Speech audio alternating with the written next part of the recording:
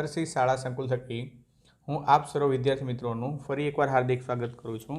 આજે આપણે ધોરણ 8 વિષય ગણિત ચેપ્ટર નંબર 15 ભાગ 2ની વાત કરવાના છીએ। તો ગયા લેક્ચરની અંદર આપણે આલેખનો પરિચય મેળવ્યો હતો। તો આજે હવે આલેખ ઉપરથી જે માહિતી મળે છે તેને આપણે દર્શાવીએ। તો જુઓ, અહીંયા તમને એક લંબ આલેખ આપેલો છે, તેમાં તમને કીધેલું છે કે સ્વાધ્યાય 15.1ના પ્રશ્ન 1ની અંદર તમને કીધેલું છે કે નીચે આપેલ આલેખ હોસ્પિટલમાં એક દર્દીનું દર કલાકે લીધેલ તાપમાન દર્શાવે, તો તેના પરથી પ્રશ્નોના જવાબ આપો।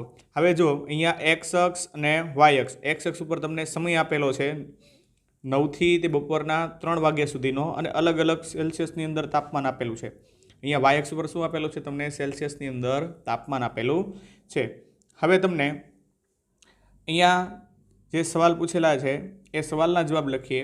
પણ અહીંયા વિદ્યાર્થી મિત્રો, આપણે ગયા લેક્ચરની અંદર વાત કરી તે પ્રમાણે આ ત્રુટક રેખા જે દર્શાવેલી છે એ શું દર્શાવે છે કે 0થી 34° સુધીના તાપમાન, પછી આપણે 34, 35, 36, 37, 38 અને 39° સુધીના તાપમાન અહીંયા આલેખની અંદર એટલે કે વાય અક્ષ ઉપર દર્શાવેલા છે। ત્યાં વાય અક્ષ ઉપર પ્રમાણમાં લીધેલું છે 1 સેમી બરાબર 1°C। તો ચાલો હવે આપણે જે સવાલ પૂછેલા છે તેના જવાબ આપીએ। બપોરે 1 વાગે દર્દીના શરીરનું તાપમાન શું હતું? તો જુઓ, બપોરે 1 વાગ્યાની વાત કરી છે, તો 1 વાગ્યે શરીરનું તાપમાન કેટલું હતું? તો તમને દાખલા તરીકે અહીંથી અઢી રેખા પછી આપેલું છે એટલે કેટલું આવશે? 36 અને 37, આ બંનેની વચ્ચે આવશે એટલે કેટલું આવશે? 36.5°C। કેટલું હતું 1 વાગ્યે? 36.5°C। તો તમારે જવાબ લખવાનો થશે બપોરે 1 વાગ્યે દર્દીના શરીરનું તાપમાન કેટલો જવાબ આવ્યો હતો? 36.5°C હતું।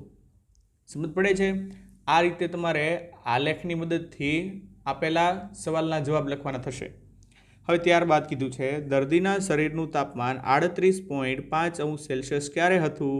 તો જુઓ, 38.5°C કીધું છે એટલે 38 પછી જોવાનું થશે। તો જુઓ, અહીંયા 38 અને 39ની વચ્ચે અહીંયા 39 છે, તો અહીંયા 38.5 આવશે। તો 38.5 કેટલા વાગ્યે છે? જુઓ તો બપોરે 12 વાગ્યે।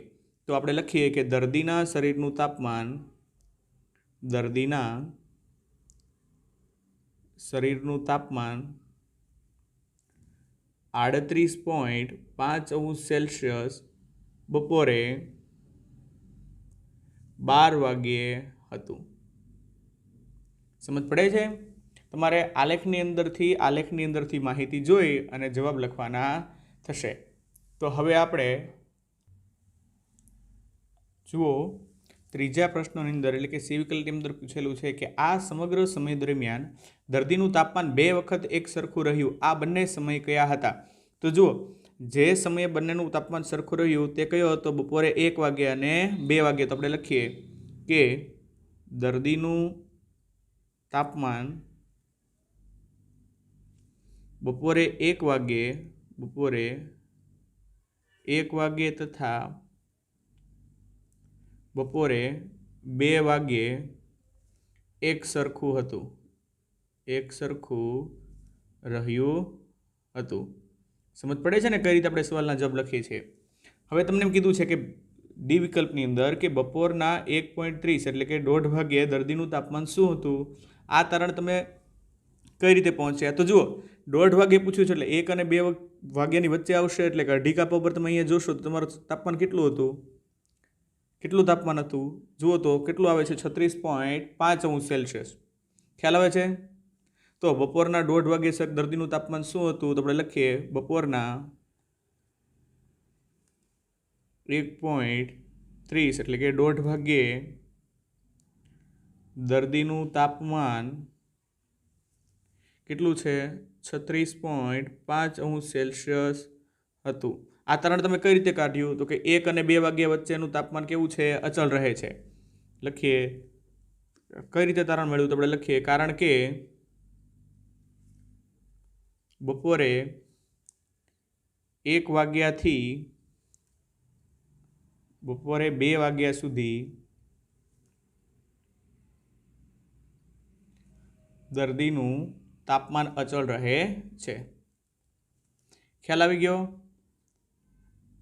હવે સમયના કયા ગાળામાં દર્દીનું તાપમાન વધી રહ્યું છે? જુઓ, કયા ગાળામાં તાપમાન વધી રહ્યું છે? તો 9 વાગ્યાથી 10 વાગ્યામાં વધે છે, 10થી 11 વાગ્યામાં વધે છે, પણ 11થી 12 વાગ્યામાં કેવું થાય છે? ઘટે છે. 12થી 1માં ઘટે છે, 1થી 2માં અચળ રહે છે અને 2થી 3માં વધે છે. તો આપણને માત્ર કયા સમયગાળા દરમિયાન તાપમાન વધે છે એવું કીધેલું છે. તો આપણે શું લખશું? કે લખીએ કે સવારે 9 વાગ્યાથી 10 વાગ્યા સુધી, 10 વાગ્યાથી 11 વાગ્યા સુધી, અને હવે પછી ક્યાંથી આવે છે? જો 11થી 12માં ઘટે છે, 12થી 1માં ઘટે છે, 1થી 2 અચળ રહે છે અને 2થી 3 વધે છે, તથા બપોરે 2 વાગ્યાથી 3 વાગ્યા સુધી તાપમાન વધી રહ્યાનું જણાય છે. તો વધી રહ્યાનું જણાતું હતું. સમજ પડી ગઈ? કયા કયા સમયગાળા દરમિયાન તાપમાનની અંદર વધારો આવે છે એ આપણે દર્શાવવાનો થશે.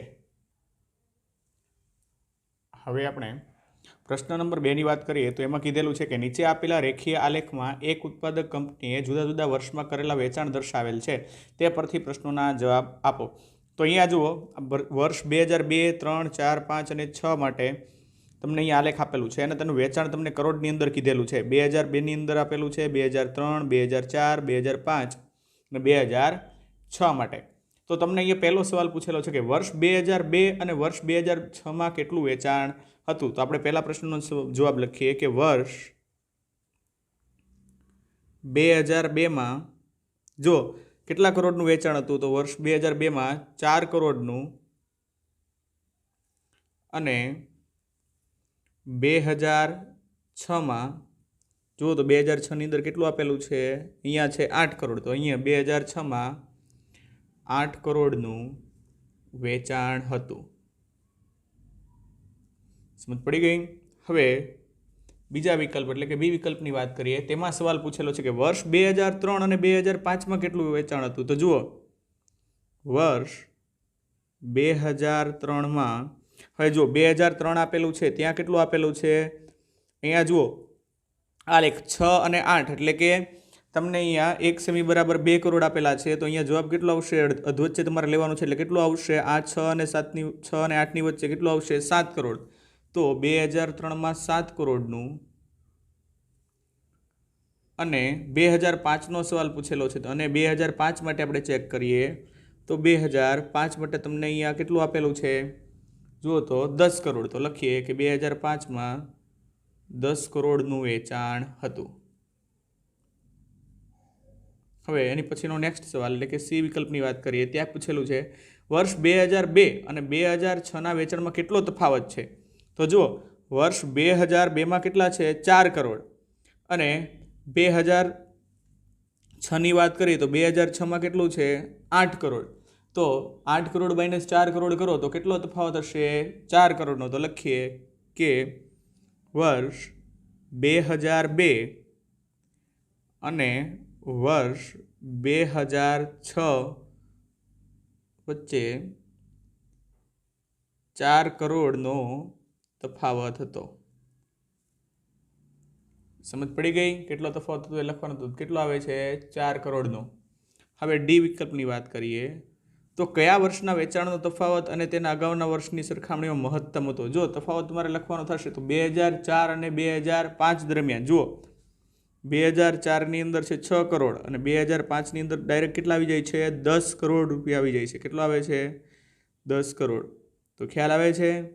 કઈ રીતે તમે લખશો કે કયા વર્ષનો વેચાણનો તફાવત તેના અગાઉના વર્ષની સરખામણીએ મહત્તમ હતો? તો લખીએ કે વર્ષ 2004 અને વર્ષ 2005 દરમિયાન, વર્ષ 2004 અને વર્ષ 2005 દરમિયાન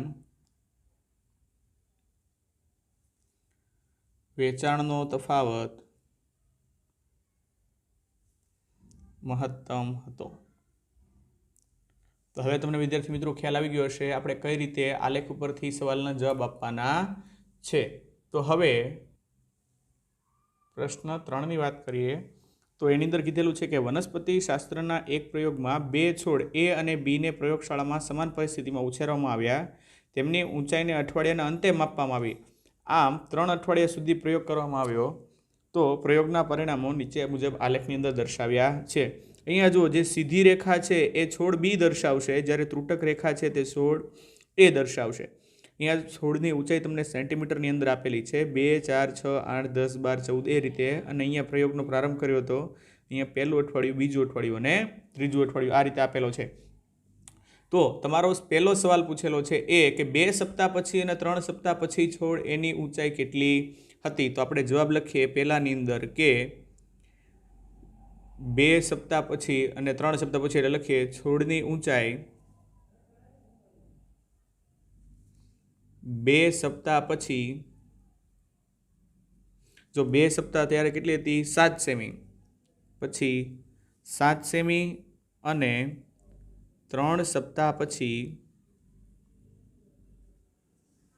કેટલી હતી? જો 3 સપ્તાહ પછી છોડ એની વાત કરીએ છીએ તો છોડ એની કેટલી આવશે?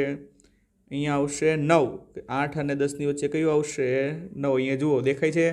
તો છોડની 3 સપ્તાહ પછી 9 સેમી હતી. બરાબર. એ જ રીતે બીજા વિકલ્પની વાત કરેલી છે કે 2 સપ્તાહ પછી અને 3 સપ્તાહ પછી છોડ બીની ઊંચાઈ કેટલી થઈ? તો લખીએ અહીંયા છોડ એની ઊંચાઈ આપણે આવશે. છોડ બીની ઊંચાઈ 2 સપ્તાહ પછી કેટલું હતું? 7 સેમી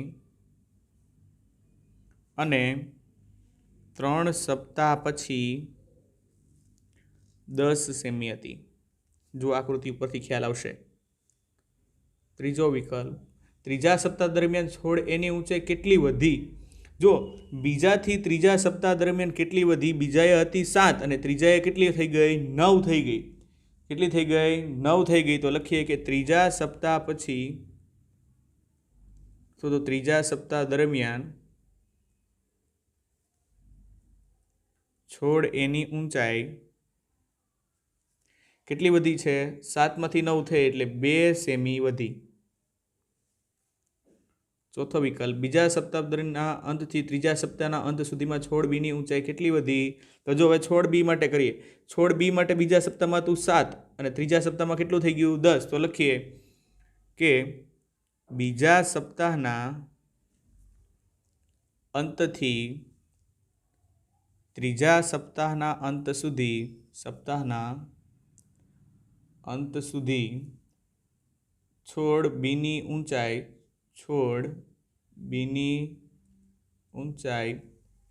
કેટલી વધી કહેવાય? 7માંથી 10 થઈ એટલે 3 સેમી વધી. એ વિકલ્પ, કયા સપ્તાહમાં છોડ એની ઊંચાઈ સૌથી વધુ વધી? તો જુઓ, પહેલાં તો અહીંયા દાખલા તરીકે 0થી કેટલી થાય છે? 1. પછી 1થી કેટલી થઈ? 2. અને 2થી ડાયરેક્ટ કેટલી આવે છે? અહીંયા તમારે 0થી કેટલી હતી? સૌપ્રથમ પહેલા અઠવાડિયાની અંદર 2. ત્યાર પછી બીજા અઠવાડિયાની અંદર કેટલી થઈ ગઈ? ડાયરેક્ટ તમારે આવે છે 7 અને પછી 7થી કેટલી થઈ ગઈ? 10 થઈ ગઈ. તો કયા સપ્તાહની અંદર છોડની ઊંચાઈ સૌથી વધી? તો બીજા સપ્તાહ દરમિયાન. લખીએ કે બીજા સપ્તાહ દરમિયાન છોડ એની ઊંચાઈ સૌથી વધુ વધી.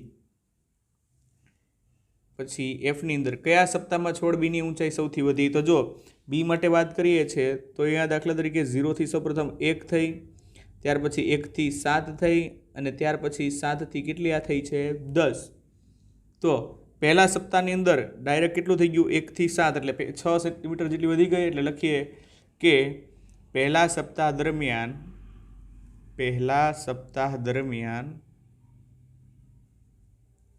છોડ બીની ઊંચાઈ સૌથી વધુ વધી. અને જી વિકલ્પની અંદર કીધેલું છે, શું કોઈ એક સપ્તાહ દરમિયાન બંને છોડની ઊંચાઈ સરખી હતી? હા. બીજા સપ્તાહ દરમિયાન જો બંનેની ઊંચાઈ કેટલી હતી 7 સેમી, તો લખીએ બીજા સપ્તાહ દરમિયાન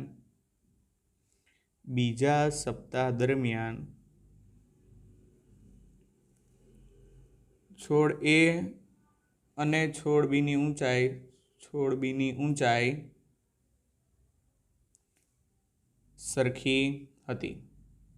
તો હવે તમને ખ્યાલ આવી ગયો વિદ્યાર્થી મિત્રો કઈ રીતે આપણે જવાબ આપવાના છીએ. તો હવે પછીના આલેખની વાત આપણે નેક્સ્ટ લેક્ચરની અંદર કરીશું.